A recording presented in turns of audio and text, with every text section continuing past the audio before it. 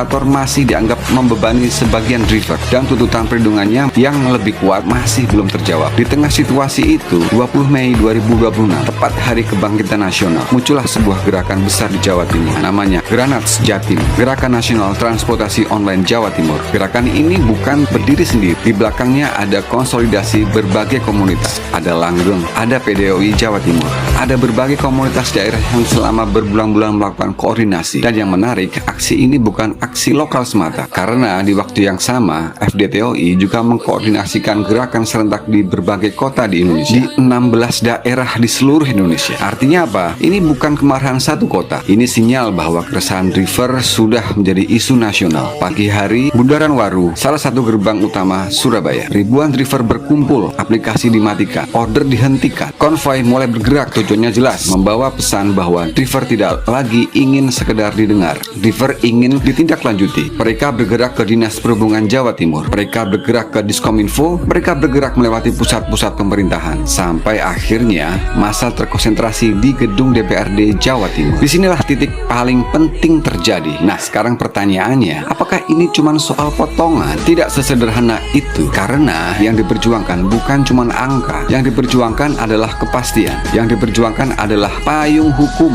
yang diperjuangkan adalah masa depan profesi driver online. Makanya salah satu tuntutan terbesar yang muncul adalah rancangan undang-undang transportasi online. Kenapa? Karena banyak komunitas merasa aturan setingkat perpres masih terlalu mudah ditafsirkan, masih terlalu bergantung pada implementasi, masih terlalu lemah untuk menyelesaikan konflik yang terus berulang. Mereka ingin regulasi yang lebih kuat, yang punya kepastian hukum lebih tinggi, yang bisa mengatur hubungan antara negara, aplikator, dan driver secara lebih jelas. Di DPR Jawa Timur, perwakilan driver akhirnya diterima, dialog berlangsung, negosiasi berlangsung, dan dari pertemuan itu lahirlah satu kesepakatan penting. DPRD Jawa Timur menyatakan dukungan terhadap dorongan rancangan undang-undang transportasi online agar masuk agenda pembahasan nasional. Ini mungkin bukan kemenangan akhir, tapi ini adalah langkah maju.